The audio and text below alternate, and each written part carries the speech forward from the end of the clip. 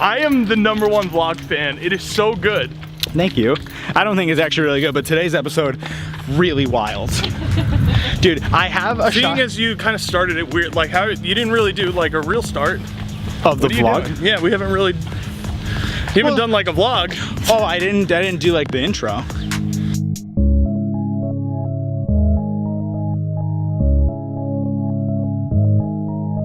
But today I'm being joined with returning guest Sean Simpson, who's going to hang out today and do this interview with me. And today we're sitting down with someone who I literally just met, which is really exciting.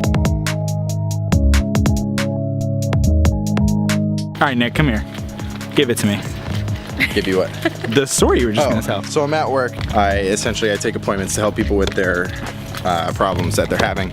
Woman comes in, she's like maybe 75. She has an iPad, brand new. She just bought it a couple. Can you hold this? This is your part of the vlog. There you go. This is now Nick Lawler. It's heavy if it's not filming yourself. Brand new. She just bought it a couple days before, and she decides, to log into her email on it, which is fine. That's like, part of what it's for. She says, hey, so I'm having these problems, and she looks like kind of stressed out, and she's Russian. So she has this like really thick Russian accent. She's like 75 years old, brand new iPad. It's a good combo. She says to me that her and her friend Stella, maybe, I don't know what her name was, decided to go to a website where they could send a mass amount of Mother's Day e-cards to all of the mothers they know, which is a lot because they're 75. Wait, like a big jib jab? Essentially like jib jab, if you can remember, but for Mother's Day e-cards, and to all the mothers they know. So this is two probably 70 to 75-year-old women. There's a lot of life between these women. There's a lot of moms they probably know. They find out about the internet. They find out about Mother's Day e-cards, jib jab, and they're trying to send them all to their friends. So they have to put in their email probably, and that's where the problems arise. And I'm then introduced to these problems at work. She says, I'm getting emails from people that I don't know. I'm concerned that the iPad is not secure.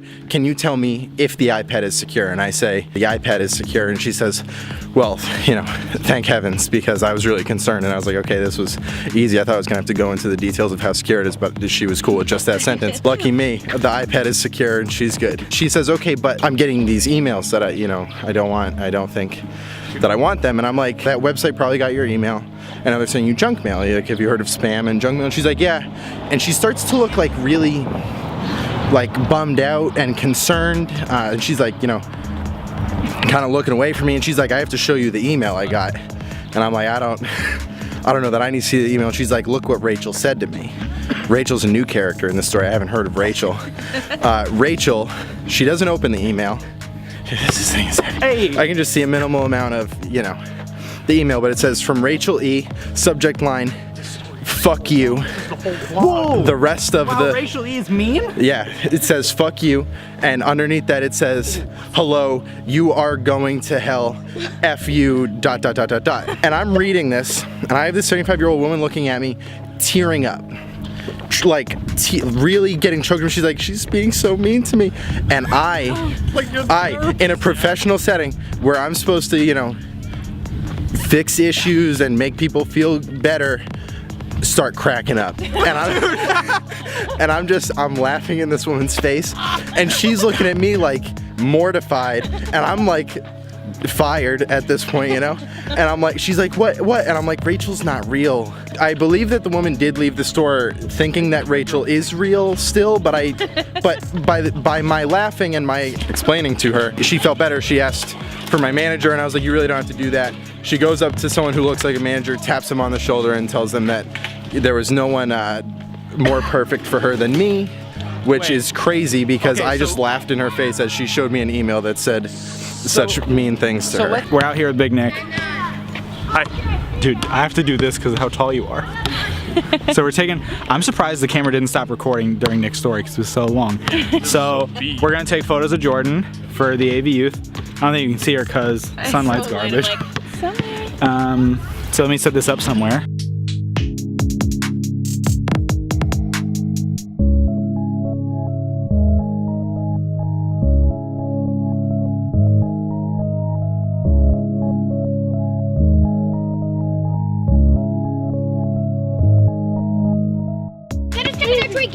Get it down by fence. No, hey, I don't know what you guys think about money, but it's not infinite. Return it and buy a new one. What's up? Hey, you have a job, we don't.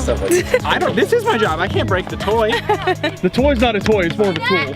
Attempting tricks. Oh, wow, Magic Johnson. I know. Go home. It's like What's really impressive it's like 2:30 a.m. the budget you have for McDonald's. Hey, I mean, But not it's so crazy bad. because all of that food at the time was like $13. That's too much at McDonald's. That's There's too no much such money. thing. There's too many Think about dollars. how much food that is. But Yeah, that's but too many. you don't need to be eating that much. Big Nick, I did. Hey, guess what? But you can't. The punchline is that you couldn't. Yeah, the punchline is your We're mom getting turned there. on All right, you.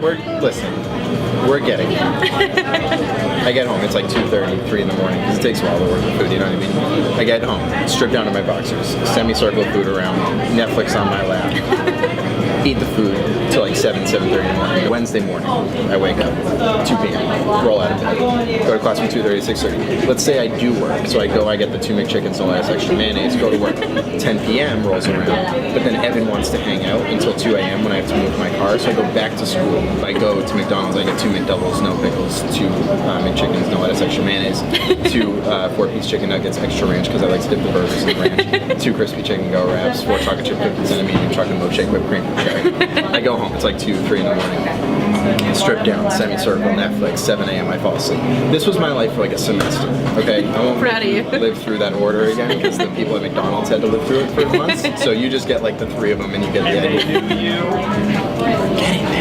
Oh, right, I forgot that plays a part. Every night. I don't know where I was really getting money for it because I was working like 4 hours a week at Guitar Center from like 7 to 9 p.m. and then close for an hour. But one day I'm like, you know what, I don't need McDonald's anymore. I don't know if I was like feeling weird about eating all of it or if I was like thinking I was gonna get in shape. I looked like I wasn't like crazy looking or anything, but I was like, maybe I'll get in shape. I don't know what the reason was why I say I'm not getting McDonald's anymore. Evan and I decide one day, well, like 4 days into my, sobriety, that we're gonna go on a mall walk because we care about fitness a little bit. So we're walking to my car.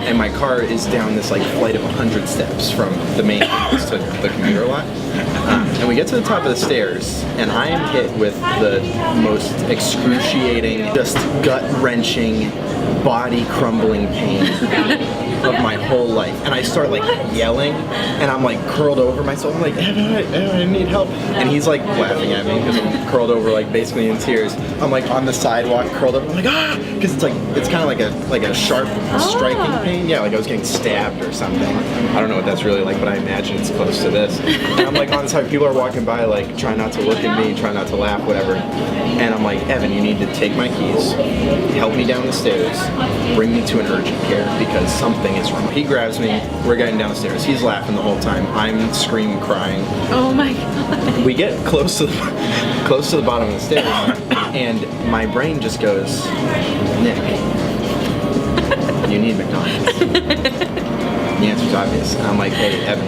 And I'm like pretty calm now because I need to convince him, like, Evan, I need the keys back. And he's like, no. I'm like, Evan, I'm going to drive us at school. I'm going to get the keys. We're going to McDonald's. And he's like, no, we're not going to McDonald's. And I was like, yeah, so give me the keys. He gives me the keys. He's easily swayed. We get in the car. Now, we're in my car, it's just like a 4-door sedan kind of thing. I'm like curled over, wincing in pain. I'm like looking through the steering wheel and over the dashboard like, that little, 80-year-old women do. And they're like, and I'm like, swerving in and out of traffic with each like striking pain. Evan's scared. I'm scared. We pull up to the McDonald's But drive-thru. McDonald's must be had. Yeah. Oh, We yeah. pull up to the McDonald's drive-thru. I pull up. I say, hey, I need 2 McDoubles, no pickles. 2 McChickens, no lettuce, extra mayonnaise. 2 4-piece chicken nuggets, extra ranch, because I like to. I love dip that the he's burgers stripping in the ranch. lettuce of these things too. Like, can't risk it. 2 crispy chicken go wraps, 4 chocolate chip cookies, medium chocolate milkshake with cream of cherry. They say, welcome back, Nick, we've missed you. Pull around to the Did they window. really say that? Pull around to the window. Now, I need you to imagine this part like in slow motion, like in a Transformers movie or something. They hand the bag to me. I take the bag, pass it to Evan. Secure the bag. Evan says, what do you need? I say, I don't care. It doesn't anything in this bag. Just get it. He, being a good friend, unwraps halfway a McDouble and prepares it for me, hands it to me. I'm in pain. The burger gets like just on my tongue, barely on my tongue. Pain's gone. Pain's totally gone. I'm fine. I'm lively. I'm hanging. I'm vibing. I'm cooling. That sounds like me. We're in the car. I eat the order. We go park in the lot. I'm like euphoric, just like loving every taste of this pile of trash that I get. And so that was a real wake-up call for me because that was like a real withdrawal. You know? Yeah. So I like weaned myself off of it a little bit over the course of a couple of weeks. A lot of people ask like why 2 of everything. It's because like they need a bag buddy. Like I don't want one burger. Yeah. Thank you for understanding. I appreciate that.